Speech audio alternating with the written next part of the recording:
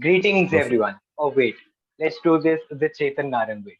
Hello, good people of the internet. Welcome to ICTs. I am Sparsh Nitin, and I'm honored to be a host for Chetan Narang. Chetan Narang is a super cool podcaster, and he has recently launched his website as well on his very own birthday. So, belated birthday wishes, Chetan.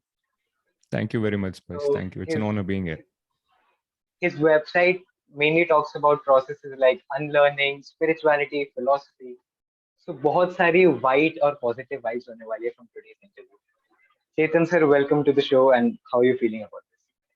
Thank you. Thank you, Sparsh. I'm actually feeling very honored because, like I told you, this is actually going to be my first interview Right. that I'm giving on another podcast. So yeah, this is a special thing for me too. So nice being here. And thank you for that intro, dude. Thank you. Most welcome. I'm dead sure I'll make this interesting for you. Achha, Yeah. before we dive into the actual interview, just a small question. Hello, good Yeah. people of the internet. ये कैसे हुआ? How did this come into? Yeah. I think I have no story for it. I just turned on my mic, and what did I want? The first thing to come out of my mouth whenever anyone is listening to me on my podcast, thought it's good, right? People are so. मेरे को ऐसा लगता है कि internet has become a very noisy place, and my entire idea behind even my Instagram channel and also my podcast was to have a good place on the internet. जैसे जहाँ पे जाके you get good vibes, not just mushy good vibes, but actual understanding and truth. So it can be hard too, but yeah, it's good. I have no other adjective for it rather than saying it's good. And I would also want to think that the people landing there are good. So yeah, good people of the Interesting. internet. Interesting. I've heard we've hosted a few people, and one of them was Dharam Singh. So उनका एक signature pose है where he sits in the meditation pose. So उनसे मैंने पूछा था what is the story behind it. So he too Mhm. had the same answer that it came to him naturally. So Yeah, some of the yeah. best things aren't planned in life, right? Oh yeah, definitely. Yeah, huh. That's true. So I would love to go back to your childhood, sir. How was it? What were your dinner table conversations like? And spirituality, when did you think that this should be something you should seriously follow? Hmm. Interesting. Yeah. Childhood. I don't think my childhood was related to spirituality at all, man. I mean, I was always a very studious kid. I was top of the class, especially in my school. So that was my childhood. Even the books that I read were all those academic books, syllabus and outside of syllabus. But वही सब चीजें पढ़ता था. And I was, I think it's too early in the episode to say this, but yeah, I was an atheist when I was a kid, especially in my teenage years. So that changing to what I am now, how I see things now, was a drastic change for me too. But childhood was pretty simple. I think I was more focused on studies than anything else. Studies and cricket, of course. Growing up in India, cricket नहीं Right, खेलोगे तो right, क्या right, करोगे, right. right? तो Bilkul. so yeah, cricket and studies were the two things in my childhood, and I was good at both actually. तो वो एक चीज पॉजिटिव थी. And going forward ऐसा हुआ कि I was a staunch atheist. तो वो एक चीज अभी भी मुझे लगती है कि I think you are already looking a bit surprised कि this guy grew up in atheist, but yeah, that was true. My family was a religious family. My mom was especially very religious, but my childhood conditions didn't really seem conducive to me to start believing in anything. So my natural instinct was to turn atheist, and that's what I was back then. So Hmm. how did this change happen from being an atheist to telling people about spirituality and is there a God and everything? How did that change occur? Mhm. Um, See, I've been asked that a lot of times actually. A lot of friends, a lot of people who have met me online. Whenever I tell them that I was an atheist, this is one of the first questions that comes up. And my answer always starts with, yaar, the human mind is a sucker for good stories. So I'm going to build you a good story. I can do that. But the real answer is ki it just happened. It just happened. I mean, how it happened, how it started for me was when I started reading books. So I was kind of a lost person in my early 20s. Like dissatisfaction was one of the key elements of my life. I was just dissatisfied with I should say life in general, but it was coming out majorly with dissatisfaction in my career, dissatisfaction in relationships, general life overall. So a friend of mine actually recommended a book to me, and he said, along with a few other books, this book changed his life. And that book was Thinking Fast and Slow by Daniel Kahneman. No spiritual book or anything. I did not go into spirituality directly. So I started reading that book. And उस book को पढ़ के यार, there was just this feeling कि I was making decisions from a very incomplete standpoint. So have you read that book, by the way? Have you come across that book ever? It's a red pill, man. You should go for it if you get the chance. So that book is basically about how humans think, how our minds work. And that was my first such book. I had never really thought about how I think about. And that's something जो कि अब मुझे लगता है कि इतना obvious है. Everyone should do that at some stage in their life. But मैंने उससे पहले नहीं किया था. तो when I started to see, अगर आपने मेरे पॉडकास्ट में भी देखा हो, there's a separate section dedicated to cognitive biases, which is basically how our thinking kind of betrays us at times, kind of betrays the best we could be at times. And that book introduced me to that. तो जब वो realize हुआ ना कि there's a lot of places where my own thoughts are not really based on truth, are not really based on facts even. मतलब it just, to for lack of a better word, it's garbage. काफी बार हमारे दिमाग में बस garbage ख्याल आते हैं. And if you're not turned inwards, if you're not thinking about what you are thinking, so you might end up believing them to be true. तो when that paradigm shift happened for me, कि पहली बार ये सोचना कि हाँ अपनी thinking के बारे में सोचो, I started to question everything. And by everything I mean everything. तो उस समय फिर ऐसा हुआ कि I could see कि अच्छा इस चीज में मैं अपना बायस ला रहा था, इसलिए मैं इसको ऐसे देख रहा था. तो I'll give you an example. ये भी मैंने काफी बार बात की अपने पॉडकास्ट में भी. There's this guy called Osho. There was this guy called Osho, right? A spiritual guru. तो when I was your age, अगर मैं एक दाढ़ी वाले बाबा को देखता, सफेद दाढ़ी, रोब वगैरह पहना हुआ है एंड भगवान की बातें कर रहे हैं, I would have simply just turned off my video. कि नहीं, this is not what I'm going to watch. This guy is definitely one of those people who's going to just screw around with my mind and कुछ linguistic game खेल के छोड़ देंगे. मैं नहीं देखूंगा, right? But when I was in this phase कि I was questioning my own thoughts, questioning my own cemented truths, for that matter. So even Osho, when he occurred on my YouTube feed, I was psyched. I wanted to listen to him. And उनको सुन के, when I heard him talk about the books he had read, it was just such an eye-opening thing for me. I mean, for me, all I'd heard about Osho was that this guy is a sex guru. And again, there was a bias on my part to believe that. I mean, he had talked a lot about sex, but he was so much more than that. And he also used to talk about a lot of books he had read. So what I did after that was I downloaded a PDF where Osho had told about all the books that he had read, and then I started picking them. And dude, did I come across gems because of it. I mean, the guy had read Russian authors like Dostoevsky, Tolstoy. He had read the Book of Mirdad, the Bhagavad-Gita, Bible, Quran, so many books. And I started reading all of them one by one. And did that change me? I mean, it was just an eye-opening thing for me. So how I landed upon spirituality, it was just one after the other. I can say that it was via books primarily, because, and especially because of that first book, that Thinking Fast and Slow book, because I was able to see that there are a lot of things where I was restricting myself, right? Where my own thoughts were actually coming in the way of me seeing the truth. So there's actually this quote, इसी context में मैं काफी बार बोलता हूँ ये, if a pickpocket meets a saint, all he sees are the pockets. तो and this is actually very true. And पता है, अगर आप ये quote भी किसी को बोलो ना, whenever this is said to someone, everyone likes to feel like the saint.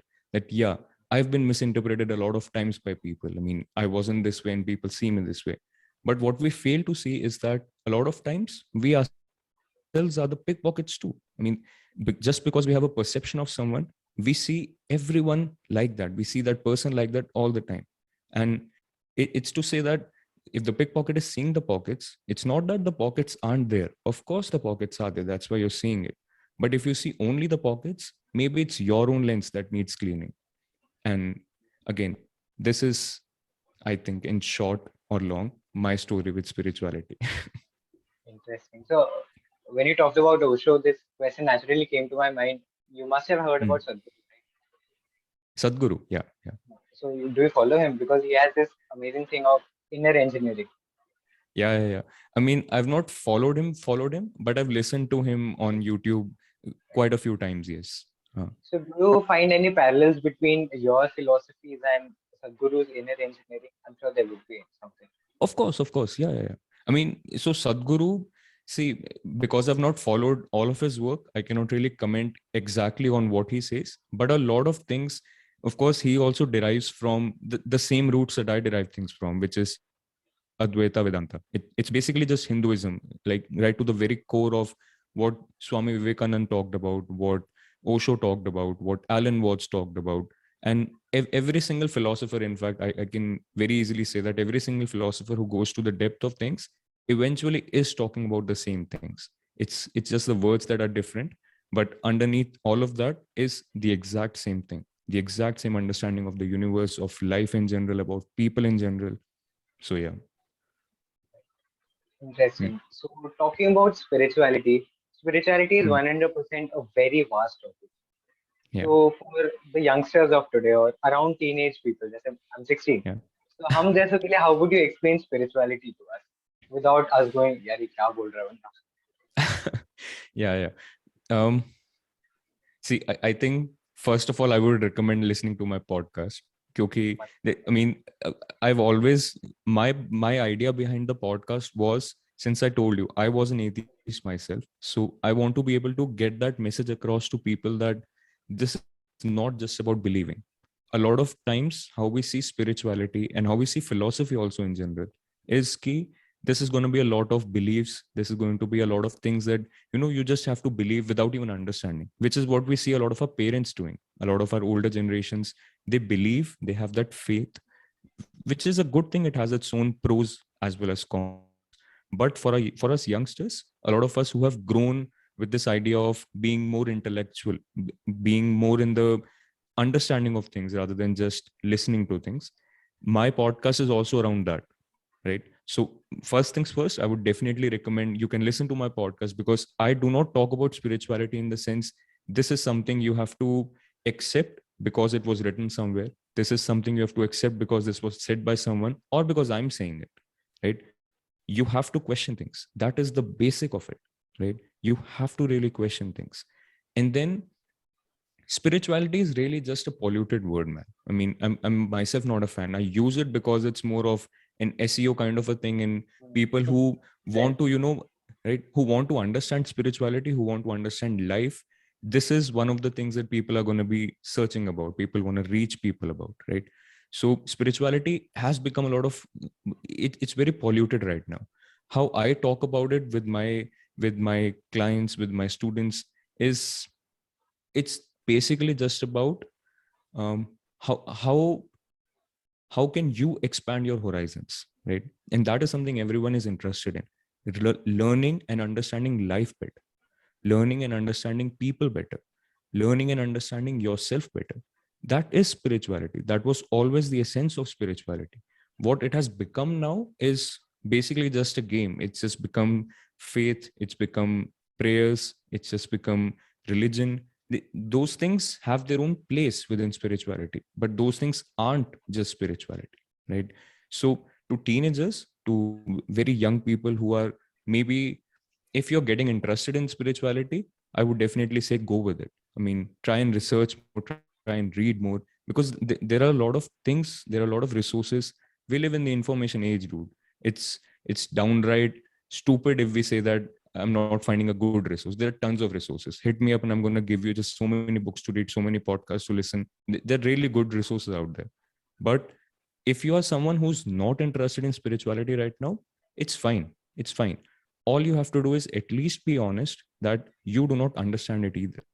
This is one thing that gets missed out. And when I was an atheist, I realized this very late. I was an atheist from a very incomplete standpoint. Dude, I had not even read a single religious text. I had not even meditated ever. And I was an atheist. That was, I don't know if you would appreciate it, but that was very stupid of me to classify myself as an atheist, You because haven't I seen the didn't two understand. sides, but you're still picking a side. It becomes Yeah, yeah, that way. sorry. You haven't seen the two sides, but you are still picking a side. Exactly. Yeah. And so this picking a side, that is really the problem. So even now, I'm not going to say that I side with the religious people. Of course not. If there's any side that I pick, it's the side of understanding, not believing. So if you understand something, you should be able to talk about it honestly and in an engaging manner. If you can't do that, there is still some work left to be done, right? So to even a teenager, someone who's not interested in spirituality, I would say it's okay. I mean, there's a time and place for everything. I understand people have different positions in life. Just a second. Chetan, you're like frozen on my screen. Okay. Better now, better now. Just better. Okay. Okay. Is it fine? Yeah. Hmm. Okay. Continuing then. Huh. So the Huh? last thing I heard you say was there is a time and place for everything for teenagers who are Yeah. not interested. Yeah. Yeah. So there's a time and a place for everything, but you can at least be honest enough to acknowledge that you do not know. And there might be something that you do not know. You know, that book that I talked about, Thinking Fast and Slow, had that very beautiful line. We do not know what we do not know. And I'll say that again. We do not know what we do not know. That's just a tautology. I mean, that's you do not know what you do not know. And it's again, it's one of those life-changing things. If you let it, it's gonna let you change your life, these kinds of things. Because that's happened with me, I can say that with certainty, that when I realized that I was coming from incomplete standpoints, that opened me up to just the truths of the universe for that matter. That's interesting. I would like to take this point and deep down into spirituality. Now, just a Yeah. few days ago, I saw this video by Ranveer Alabadia. Do you know him? Beer Biceps. Yeah, I know. Yeah. So he had this video on his channel where he explained the six of his tattoos on his body, and Okay. he mostly talked about his tattoos being of spiritual significance. So that is Okay. where I bring my Okay. next question from. That do you have Okay. such like divisions of what you think would be spiritual and what things won't be spiritual? What is your take on That's always very subjective, I mean, I like to personally talk more about objective things, but things being like you're talking about Ranveer, talking about spiritual significance for those tattoos, there are some things that have spiritual significance. Like if you light incense sticks in your study room, people say it brings you positive vibes. For that matter, having books in your room should bring you positive vibes. I mean, I don't think that there's objective reality to such things. A lot of those things are made up by us, but because they are made up by us in a manner that we are really convinced that they're true, they end up into our what we call collective psyche, and then we start believing them to be true. So for me personally, I think, like I spoke before, whatever expands your horizons is spiritual. Whatever limits you is not really spiritual. So whatever mm, whatever helps you let go of your own limitations. And the biggest limitation we have is our own identity. I mean, we have a lot of very deep attachments to the way we see things, the way our mind works, the way our thoughts work. We are really attached to it because they form this central part of our identity. Whatever lets you go of that is spiritual. Whatever doesn't isn't. that? I'm not sure if you want me to go into much more depth No, about it. I was You, satisfied enough, and that's a very smart answer. Okay, so let's talk about unlearning. Unlearning as a process is immensely difficult, right? So, is there Mhm. a point or is there a way we get into it? So, how does the whole thing work? Mm, the whole thing would start with just acknowledging what I just told you about. Acknowledge that you could be wrong. Acknowledge that your own thoughts could be limited, right? So there's again, I'm going to keep coming up with quotes to talk about these things. Sure thing. There's this one which I really love, which says, "We see the world as we are, not as the world is," right? So Wow. Hmm.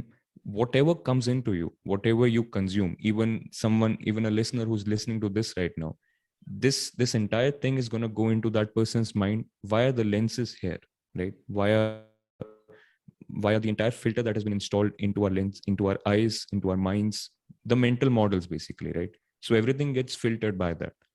Once you realize that, once you understand that this, I mean, you cannot really it's just impossible for us to see the world the way it is. We're always going to see it the way we are. So once you realize that, you want to unlearn what is false, right? Because if your mental models are based on what is false, you are never going to see the truth, right? So unlearning, when I talk about unlearning, I don't mean purposefully forget something. I mean, that never works. If I tell you right now to not think about monkeys, all you're going to think about is monkeys, right? Monkeys. Yeah, it never works that way. For me, unlearning is more about letting go of the attachments to those sticky ideas we have. Like I told you about Osho, if I would say that Osho is a sex guru and I just limit myself there, all the other good things, all the other expansive talks that Osho had, all the books that he wrote, everything, I limited myself, right? No one else is responsible for it, right? So unlearning, it starts when you realize that you yourself could be wrong. It starts when you realize that your own thoughts are not always your best servants, right? And we let them become our masters. That's stupid, right? So once you realize these things, you want to unlearn what's false, you want to learn what's true, right? And that's the beginning of spirituality. That's the beginning of every real transition that you're going to go through in your life.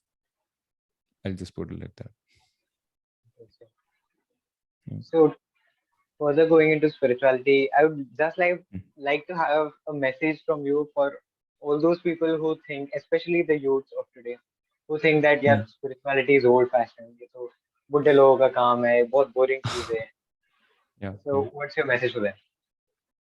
My message is that, see, this is actually from a friend of mine. He's a friend of mine from Australia, and he talks about pretty much the same things that I talk about.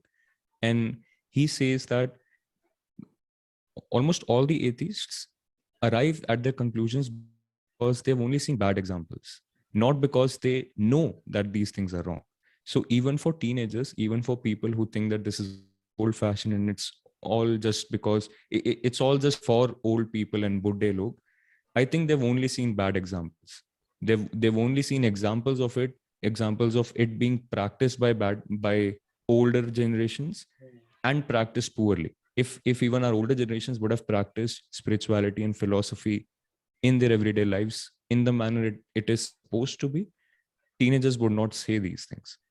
But yeah, so my message would be, you're saying this because you do not understand what it really is. And if you let yourself, you can explore a lot more. You know, there is have you heard of Henry David Thoreau? No, he's a guy from, I'm sure you wouldn't have, dude. He's a guy from the late 1800s. He wrote a book back in the day. He was friends with Ralph Waldo Emerson. So one of the books that he wrote, his one of his most moving pieces of that book was where he says every generation laughs at the old fashions but follows its own religiously. And this is absolutely true. This is absolutely true. So even if you think spirituality is old fashioned, to hell with old fashioned spirituality. We're not talking about old fashioned spirituality anyway. Understand that in the present situations, you yourself can be biased. You yourself could be following things that are not entirely based out of truth, not entirely based out of your best versions, right? That is the beginning of spirituality. Call it new age spirituality. I'm fine to go along with it. As long as you're doing that, you're golden. Yeah. Uh, in one of your answers, you mentioned that you didn't used to meditate. I'm sure you meditate now, 8 months ago, or into the spirituality. Mm, So how mm, did you start it off? Because meditation isn't an easy task. Because most of us think, यार एक जगह बैठ के कैसे हम इतनी देर, how can we make mm, our minds go blank? So how did you yeah. start off, and what is the practice you do now? Is there a trick to it? What is it? Hmm. Meditation is again one word that is really polluted here. I mean, you're going to get people selling you meditation as if it is the red pill for everything, and as if they know how to meditate and no one else knows how to meditate. So my idea, how would I explain this to people? See, meditation again, if you're someone whose primary way of thinking is external facing, like I was saying back in the day, I was always focused on projecting my own dissatisfaction to my job, to my relationships, to other people around me. If you're someone who's an external facing person, which we are normally, we do not really think about our own thoughts. We think about others primarily more, right? We're thinking always about what this person did to me, what this external situation is like. Let me change my job, that's going to fix me. Let me get a new car, that's going to fix me, things like that. If you are in that phase right now, meditation for you should be just about sitting in a place and thinking about your own thoughts. That's just basic 101. Just let your thoughts flow and try and observe them. That's all meditation is. You do not really have to sit in padmasana and have your lotus fingers or whatever. You don't have to do all of that. Just find a quiet corner and just start to observe the flow of your own thoughts. That's 101. And that's how I started too. And going forward, you do start to experience that blankness what you were talking about, right? I mean, this is again something I talked about in my podcast in one of the episodes, where there's a popular saying in Hindi where it goes like khali dimag shaitan ka ghar hota hai. Have you heard that? Khali dimag shaitan ka ghar hota I guess I hai. have. Yeah.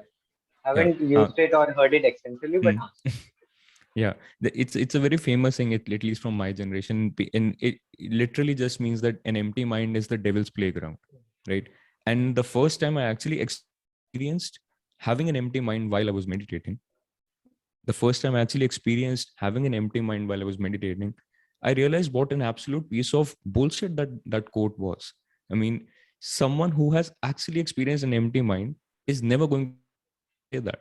It's only because we never get empty minds is why we keep saying things like that. I mean, if you're actually, if you can actually let go of a lot of attachments to your own thoughts and you actually experience that deep peace, what else do you want in life?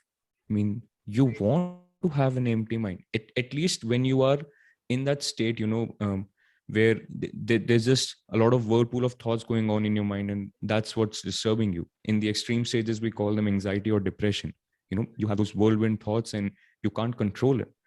You want to have an empty mind at that point. An empty mind in that situation is not the devil's playground. It's actually where priesthood would lie. So it's the exact opposite. Yeah. So so how much? meditation. Okay, sorry. Hmm, I'll let you yeah. go on.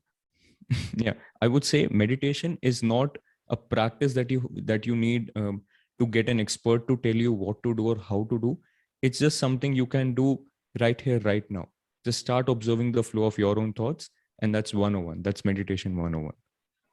Yeah, So you still use the same method of letting your thoughts flow and reconsider. we're doing that right now. This is meditation for me.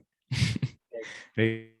So I mean, I do not sit in a place and meditate, at least these days.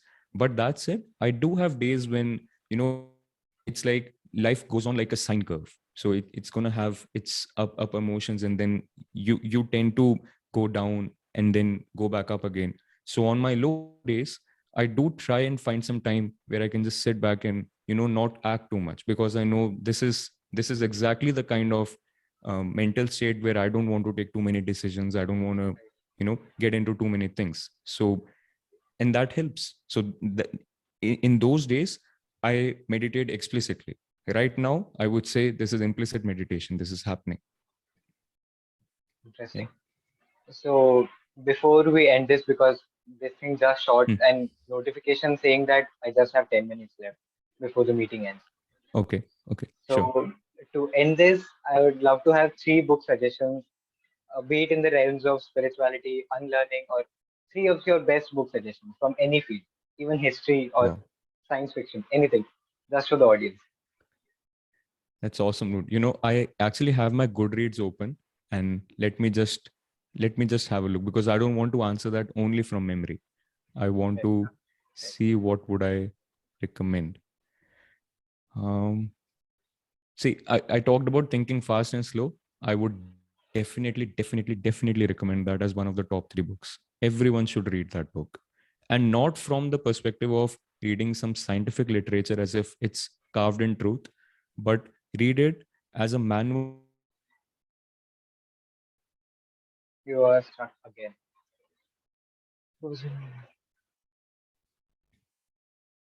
Better now. Can you hear me now? Better? Okay. So one of the books I'll definitely recommend is Thinking Fast and Slow.